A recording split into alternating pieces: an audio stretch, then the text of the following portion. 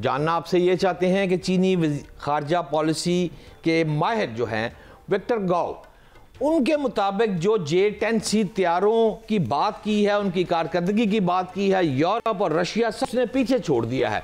मैं आपसे ये जानना चाहता हूँ कि पाकिस्तान को जदीद तरीन मिसाइल जो अब अमेरिका जो है वो भी दे रहा है, और क्या पाकिस्तान को F-16 के जो नए ब्लॉक है 70 और 72 वो मिलने का इम्कान है?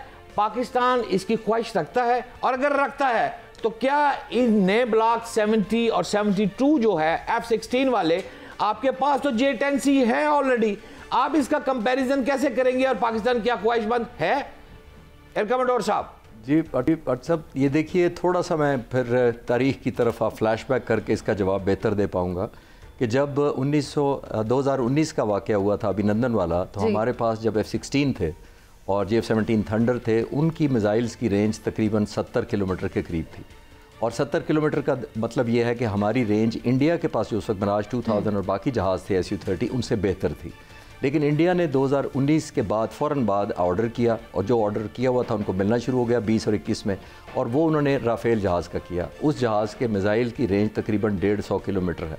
150 किलोमीटर जब उनकी रेंज हो गई तो हम एक जिसको कहते हैं डेफिसिट में चले गए, ऑलमोस्ट हाफ द डिस्टेंस, जिसका मतलब अगर हमारे मिसाइल की रेंज 70 है तो उनकी 150 से ज़्यादा है, तो हमारा एक डिसएडवांटेजेस हो गया। खुदा न खास्ता अगर उन दिनों में जंग होती तो इंडिया को बहुत बड़ा एडवांटेज होता। इसी वजह से मौजूदा air chief marshal Zaheer Ahmed Babar Sidhu जो पाक फ़िज़ाए के अब सरबराह हैं, इन्होंने 2021 मार्च में कमान संभालते ही सबसे पहले ये गैप फिल करने का सोचा, इंटेलिजेंस के जरिए। एग्जैक्टली। और इसी जहाज़ को जो J10C की बात करें, इसको इंडक्ट करने की सबसे बड़ी इंस्पिरेशन पाक फ़िज़ाइया की ये थी कि इस जहाज़ में जो मिसाइल लगता है PL-15, उसकी रेंज जो है तकरीबन PL-15 की 50 किलोमीटर के से ज़्यादा है जो राफेल पर मिट्योर लगता है। तो हमें एडवांटेज हो गई, जिसको हमें कन्वर्ट किया इनटू वैल्यू मई 2025 में आपने देखा।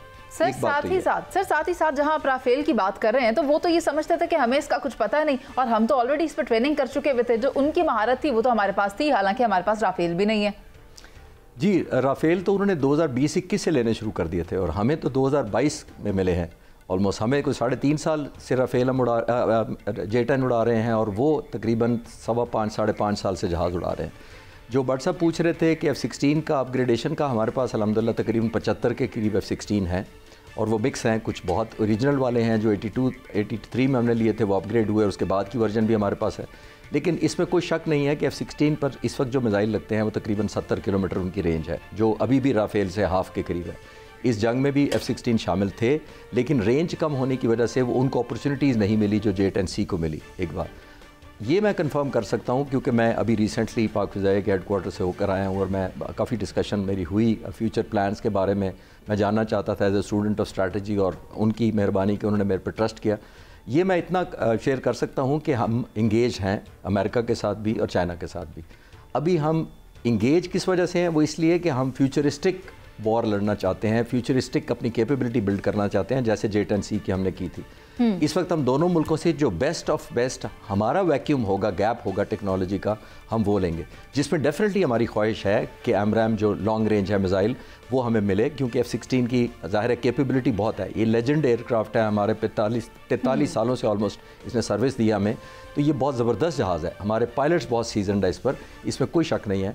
और अगर इस पर मिसाइल और अच्छे लग जाएँ जो लेटेस्ट टेक्नोलॉजी के हैं, तकरीबन 125 के करीब किलोमीटर रेंज है उनकी, अगर वो लग जाएँ तो ये और ज़्यादा लीथल हो जाए। भट्ट साहब भी बड़ी कीन ऑब्जर्वेशन के साथ आजकल जो मिसाइल टेक्नोलॉजी है और ये जो आर्टिलरी है, मिलिट्री माइट है, इसको स्टडी करते हैं, और हमारे साथ जब इन्फॉर्मेशन शेयर करते हैं तो हम भी दंग रह जाते हैं। ऐसे में आपको क्या लगता है, ये जो मुआहिदा भारत और अमेरिका के दरमियान हुआ है, दिफाई मुआहिदा, तो क्या ये कोई खौफ था कि चाइना पाकिस्तान के साथ है तो इसलिए अमेरिका ने भारत का साथ देने का सोचा है? आपको क्या लगता है? मरीज़े थ्रू आउट जब हम सेलिब्रेट कर रहे थे अपनी विक्ट्री को, और फिर बाद में जो अमेरिका ने हमें सपोर्ट किया, और हमें लगता था कि अमेरिका हमारी तरफ टिल्ट हो गया, और ख़ास तौर पर प्रेसिडेंट अमेरिका की जो आशीर्वाद रही और वो जिस तरह नाराज़ नज़र आते थे इंडियन प्राइम मिनिस्टर के साथ, मेरे लिए वो हैरान कुन था। मैं खुश ज़रूर था लेकिन हैरान कुन था। विद अ कॉन्शियस मूव मैं उसको देख रहा था, क्योंकि दुनिया में जो मैंने पढ़ा और पढ़ाया है, देखिए कोई भी दो मुल्क जब आपस में कन्वर्ज करते हैं तो वो अपनी नेशनल इंटरेस्ट की वजह से कन्वर्ट हैं। कोई मुल्क दो, चाहे वो ब्रादर इस्लामी मुल्क भी हों, जब तक उनके नेशनल इंटरेस्ट कन्वर्ज ना करें वो एक दूसरे की तरफ नहीं आते। अमेरिका की हमारी तरफ नेशनल इंटरेस्ट अब है, हम ज़्यादा रेलिवेंट है, उन्होंने इंगेज किया। लेकिन आपने ये नोट किया होगा कि एक चेक एंड बैलेंस उन्होंने रखना है।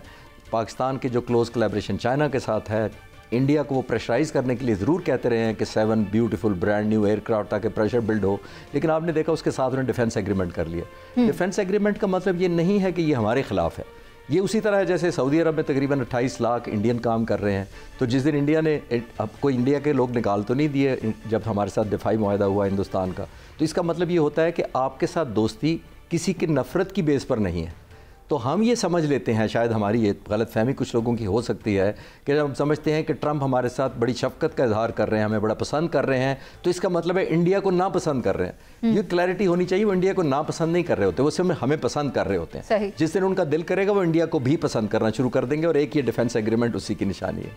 काबिल एहतराम आप दुरुस्त फरमा रहे हैं, लेकिन जो मुनीज़ मोइन साहबा ने अभी सवाल किया है आपसे, मेरी थोड़ी सी तिश्तगी रह गई है। तिश्तगी मेरी ये है अभी तक कि पाकिस्तान में कुछ अवामी हलके जो हैं, आम जैसे मेरे जैसे सादा से लोग हैं, वो थोड़े से परेशान हैं कि 10 साल जो दफाई फ्रेमवर्क पर दस्तखत हुए हैं अमेरिका और इंडिया के, तो वो जो असला लेटेस्ट लेगा, हम तो अपना और चाइना का ये दो इस्तेमाल करके उसको शिकस्त फाश किया था। अब लेटेस्ट किस्म का जब असला वो वहां से बाई कर रहा है, तो काइंडली जरा अब हमें आसान जबान में फिर कंपैरिजन कर दे कि हमें परेशान होने की जरूरत तो नहीं। बट साहब साथ साथ मिलिट्री माइट भी जाते जाते, क्योंकि गालिबन आखिरी सवाल होगा, तो सर मिलिट्री माइट का भी बताइएगा कि किसकी ज्यादा है, चीन या अमेरिका? पहले भट्ट साहब की बात में जवाब देता हूँ। देखिए, मनमोहन सिंह के ज़माने में 2005 में पहला एग्रीमेंट हुआ था अमेरिका का, और वो था 10 साल के लिए, वो एक्सपायर हुआ 2015 में। अब 5 और 15 और 25, ये तीसरा 25 में हुआ है। यानी इंडिया ने ये तीसरी दफ़ा एक किस्म की अपने मुआहदे को एक्सटेंशन दी है। ये बिल्कुल, इसको ऐसा ना लिया जाए कि ये बिल्कुल ब्रांड न्यू मुआहदा हो गया है और सारे state of the art America के जहाज़ हैं जो इनके डोर स्टेप पर ले आएंगे, वो एक शॉपिंग लिस्ट दे देंगे इनको, ऐसा नहीं है। अमेरिका से वो पहले भी चिनूक हेलीकॉप्टर, C-130, इलेक्ट्रॉनिक्स और दूसरा वॉरफेयर का सामान अमेरिका से लेता रहा है। एक बात तो इसमें हमें फ़िक्र करने की ज़रूरत नहीं है। जो भट्ट साहब पूछ रहे थे स्पेसिफिकली कि ऐसा नहीं है कि शॉपिंग लिस्ट हो जाएगी, उनकी सिक्योरिटी क्लियरेंस होनी है, किस जहाज़ को कितनी तादाद में सूबे में इस एरिया में दिया जा सकता है कि नहीं दिया जा सकता, बड़ा इंपॉर्टेंट है। तो मेरा ख्याल है हमें फ़िक्र करने की ज़रूरत नहीं है। इंडियन एयरफोर्स जिस स्टेज पर आज है वो बहुत साल लेगी वो अपने आप को कैपेसिटी बिल्ड करने के लिए, जो हम अल्हम्दुलिल्लाह पिछले 4-5 साल में अचीव कर चुके हैं। मुनीज़ा, जो आपका सवाल है कि चाइना मिलिटरीली ज़्यादा स्ट्रॉन्ग है या अमेरिका है, देखिए चाइना मिलिटरीली स्ट्रॉन्ग तो अमेरिका ही है, इसमें कोई शक नहीं, क्योंकि उसका फुटेज है। आप हैरान होंगी कि अमेरिका के पूरी दुनिया में, हैरान कुन तरीके से शायद आप जाने इसको, कि 700 एयर बेसेस ग्लोबली हैं पूरी दुनिया में। हर मुल्क में उन्होंने अपना एयर बेस बनाया हुआ है, गुआम से लेके कहाँ तक, ऑस्ट्रेलिया की सरहदों तक, हर जगह वो पहुँचे हुए हैं। उनकी विजिबिलिटी ज़्यादा है, उनकी रीच ज़्यादा है, उनके एयरक्राफ्ट कैरियर ज़्यादा है, क्योंकि वो ग्लोबल डोमिनेंस को जहन में रखकर बनाते हैं। सही। चाइना का डिज़ाइन मैंने कभी ऐसा देखा नहीं है कि वो ग्लोबल हेजमनी या पावर, शो ऑफ पावर दिखाना चाहते हैं ग्लोबली। तो मिलिटरीली तो अमेरिका स्ट्रॉन्ग है, लेकिन जो टेक्नोलॉजी और दूसरी चीज़ें जो हार्डवेयर है वो चाइना का भी बहुत एडवांस है।